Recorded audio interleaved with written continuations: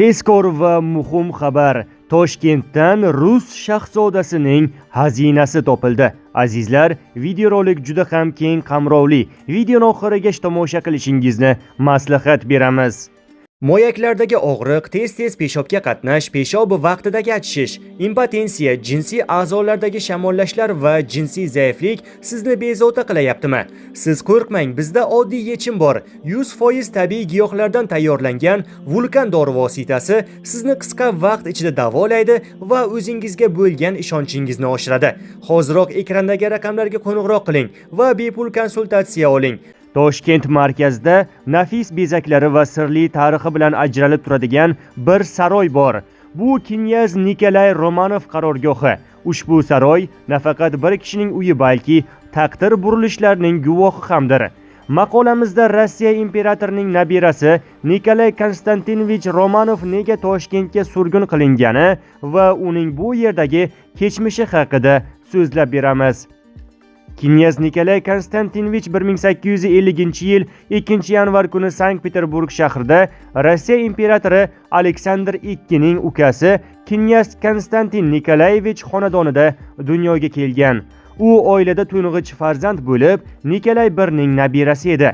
U 1868-yilda o'z tashabbusi bilan Rossiya imperiyasining eng nufuzli harbiy o'quv yurtlaridan biri Bosh shtab akademiyasi, ya'ni rasmiy nomi Imperator Nikolay Bosh shtab harbiy akademiyasiga o'qishga kiradi. Akademiyani tamomlagach, u Romanovlar sulolasining ilk oliy ma'lumotli vakiliga aylanadi. Eng yaxshi bitiruvchilar qatoridan joy olib, kumush medal bilan taqdirlangan Nikolay Konstantinovich tahsilni tugatgach, chet elga sayohat qiladi va u yerda G'arbiy Yevropa rassomchiligi kolleksiyasini yig'ishni boshlaydi.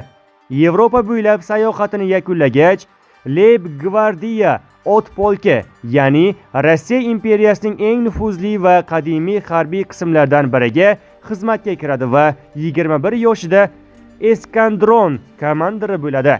Aynan shu davrda ballarning birida u amerikalik raqqosa Fanny Lear, asl ismi Harriet Blackford bilan tanishib qoladi. Ayol knyaz bilan tengdosh bo'lsa-da, avval turmush qurgan va kichik yoshli farzandi ham bor edi. Yosh knyaz raqqosaga ko'ngil qo'yadi, bu esa Nikolayning ota-onasini jiddiy tashvishga soladi. Boisi shahzodaning bu tutumi imperator oilasi uchun sharmandali holat edi. Knyaz Konstantin Nikolayevich o'g'lini Peterburgdan uzoqlashtirish uchun bahona topadi va uni 1873-yilda Xiva yurishiga yuboradi. Ushbu harbiy yurish natijasida Xiva xonligi mag'lubiyatga uchrab, Rossiya protektoratiga aylanadi.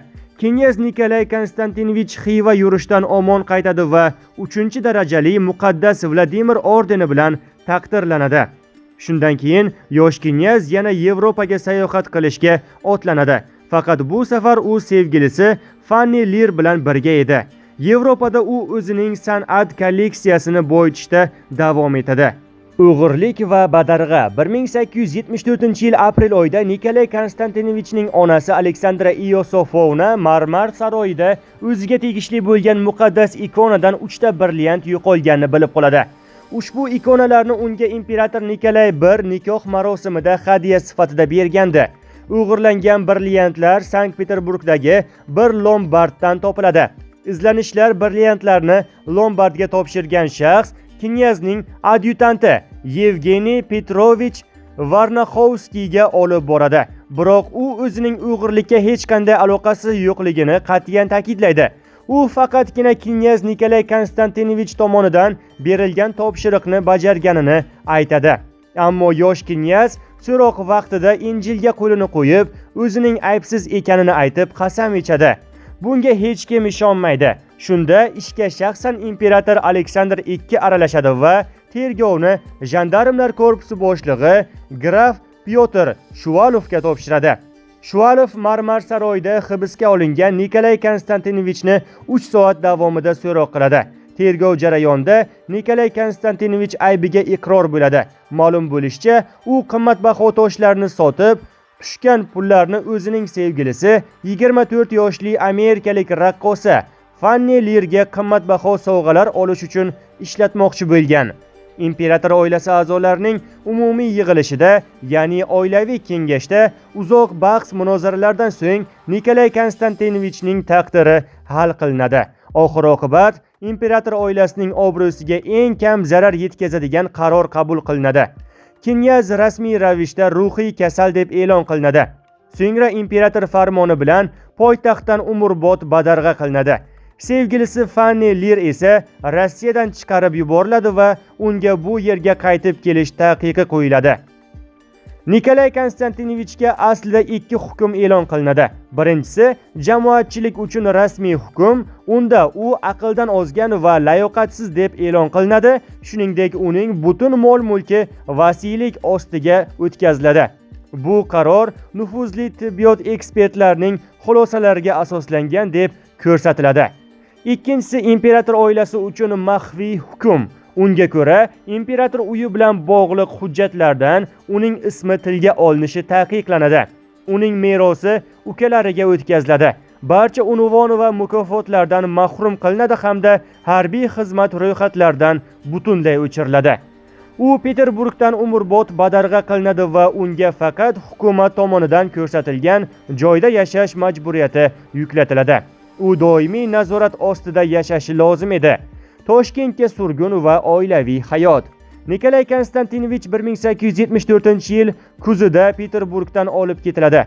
U 1881-yil yozida Toshkentga kelgunga qadar deyarli 7 yil ichida kamida 10 marta yashash joyini o'zgartirishga majbur bo'ladi. Bu vaqt ichida u buyuk knyaz unvonidan va o'z avlodlari uchun meros huquqidan mahrum qilinadi.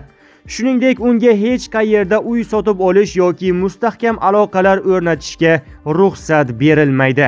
1881-yilda imperator Aleksandr III Nikolay Konstantinovichni butunlay O'rta Osiyoga surgun qilib, uni Turkiston general gubernatorligi markazi bo'lgan Toshkentga jo'natadi. Turkistonda knyaz avvaliga polkovnik Volinskiy nomi ostida yashaydi. Keyinchalik esa o'zini Iskandar deb atay boshlaydi. Ushbu familiya keyinchalik imperator tomonidan rasman taqiqlanadi va uning avlodlari Iskandariyalar knyazlari nomi bilan tanila boshlaydi. Nikolay Konstantinovich Turkiston o'lkasidagi eng daromadli sanoat sohasi, paxta tozalash zavodlarini qurish va ulardan foydalanish bilan shug'ullangan. Shuni ham aytish kerakki, knyazga mol-mulk olish taqiqlangani uchun o'zi tashkil etgan barcha korxonalarni rafiqasi nomiga rasmiylashtirgan.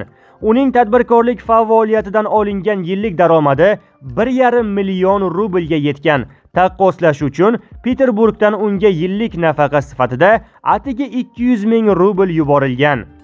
Knyaz Toshkentda bir qancha me'moriy ishlarni amalga oshiradi. U imperatordan saroy qurish uchun 300 ming rubl oladi, biroq bu mablag'ni Toshkentda teatr qurish uchun sarflaydi. Bundan tashqari Nikolay Konstantinovich Toshkent shahrining obodonlashtirilishi va xayriya ishlariga ham katta hissa qo'shgan, jumladan Turkiston talabalariga Rossiyaning yirik oliy o'quv yurtida o'qish uchun 10 ta stipendiya ta'sis etgan. Toshkent ko'chalarini tosh bilan qoplatgan. O'z saroyi qurilishi uchun ajratilgan mablag' hisobidan teatr, klub, kasalxona, muhtojlar uchun boshpana va sirk qurdirgan. G'alla Orol va Jizzax hududlarini suv bilan ta'minlash uchun 100 kilometr uzunlikdagi Imperator Nikolay I kanalini qazdirgan. Shuningdek, uning yashashi uchun shahar markazida qurilgan hashamatli saroy hozir ham Toshkentning eng diqqatga sazovor joylaridan biri bo'lib qolmoqda. Hozir ushbu bino O'zbekiston Tashqi ishlar vazirligining xalqaro qabul uyi sifatida foydalanilmoqda.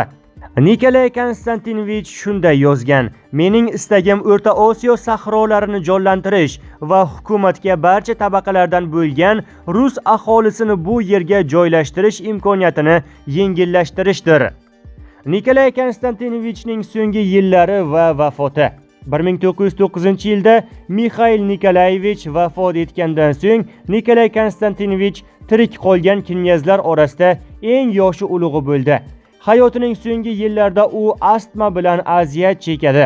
Birinchi jahon urushi davri 1914-1918-yillarda dori-darmon va davolanish bilan bog'liq muammolar yuzaga keladi. Natijada 1916-yildan boshlab uning sog'lig'i keskin yomonlashadi. Nikolay Konstantinovich 1917-yilgi fevral inqilobini qo'llab-quvvatlaydi va Aleksandr Kerenskiyga muvaffaqiyatlar tilab telegramma yo'llaydi. Bu xabar ko'plab gazetalar tomonidan e'lon qilinadi. U hatto o'z uyining ustiga qizil bayroq ilib qo'yadi. Kerenskiy knyazni shaxsan tanirdi, chunki ular 10 yil davomida Toshkentda qo'shni bo'lib yashagan edilar. Fevral inqilobidan so'ng Nikolay Konstantinovich fuqarolikka ega bo'ladi va Petrogradga yo'l oladi. U yerda xotini, kelini va nevaralari bilan uchrashadi hamda fevral oyida tug'ilgan nevarasi Nataliyaning cho'qintirish marosimida ishtirok etadi. Biroq poytaxtdagi hayot tobora og'irlashar edi. Muvaqqat hukumat qulash arafasida turganida knyaz butun oilasini Petrograddan Toshkentga ko'chiradi. Oktyabr inqilobidan so'ng bolsheviklar knyazning oilasiga tegmadi. Turkiston xalq komissari Konstantin Bravin Nikolay Konstantinovich bilan suhbatlashib, hazilomuz ohangda uni qonli rejimning eng yuksak qurboni deb ataydi va shu bois bolsheviklar tomonidan hamkor sifatida qabul qilinishini aytadi. Biroq knyazning ruhoniysi Avliyo Feofilning so'zlariga ko'ra, bolsheviklar uni sirtdan yo'q qilishni rejalashtirganlar, lekin Romanovlar sulolasi vakili tabiiy o'lim topgani bois bu ish amalga oshmay qoladi. 1918-yil 14-yanvar kuni Nikolay Konstantinovich Toshkent yaqinidagi dachada o'pka yallig'lanishi, ya'ni pnevmoniya tufayli vafot etadi. U Toshkentda o'z saroyiga qarama-qarshi joylashgan Sobor devori yoniga dafn qilinadi. Knyazdan qolgan boyliklar. Knyaz ixtiyoridagi boyliklarni vafotidan so'ng shahar ixtiyoriga o'tishini vasiyat qiladi. 1916-yil o'rtalarida Toshkent shahar dumasi yig'ilishida nutq so'zlagan Nikolay Konstantinovich shunday degan edi: 1873-yil bahorida Xiva egallangandan so'ng ilk bor Turkistonga kelganimda men umrbod Markaziy Osiyoda qolib, sahrolarni obod qilish bilan shug'ullanishni niyat qilgan edim. General adyutant Rozenbax Turkiston general gubernatori mashhur muhandis Gens Silimanga Toshkentda Iosifo Georgiyevskiy cherkovi qarshisida men uchun hashamatli kichik saroy qurishni topshirdi. Bu yerga bolaligimdan beri saqlab kelayotgan barcha noyob buyumlarim, tarixiy portretlarim, rasmlarim, san'at asarlari, qurol-yarog'larim va haykallarim joylashtirildi. Ushbu muzeyni men o'shanda sevimli shahrim Toshkentga vasiyat qilishga qaror qilgan edim. Buning uchun men oliy hukmdordan ruxsat so'rashni rejalashtirganman va agar Toshkent shahri vakillari bu tuhfani qabul qilishni istasalar, uni men va Nadejda Aleksandrovna vafotidan so'ng shahar ixtiyoriga topshiraman. Knyaz tomonidan Sankt-Peterburgdan olib kelingan Yevropa va Rossiya rassomchiligining nodir asarlari to'plami 1919-yilda Toshkentda san'at muzeyi tashkil etilishiga asos bo'ladi. Ushbu muzey Yevropa san'atiga oid eng boy kolleksiyalardan biriga ega bo'lib, u O'rta Osiyodagi eng yirik san'at muzeylaridan biri hisoblanadi. 2019-yil yanvar oyida Toshkentdagi knyaz Nikolay Konstantinovichning saroyi podvalidan qimmati $1 million ortiq bo'lgan xazina topilgan. U yerda nodir san'at asarlari, oltin va kumush tangalar hamda idish-tovoqlar, qadimiy buyumlar, rasmlar, ikonalar va qimmatbaho metallardan yasalgan mahsulotlar bor edi. Ushbu boyliklar tarixiy ahamiyatga ega yodgorlik sifatida davlat himoyasiga olingan hamda muzeyga topshirilgan. Sizga yetkazmoqchi bo'lganlarimiz mana shulardan iborat edi.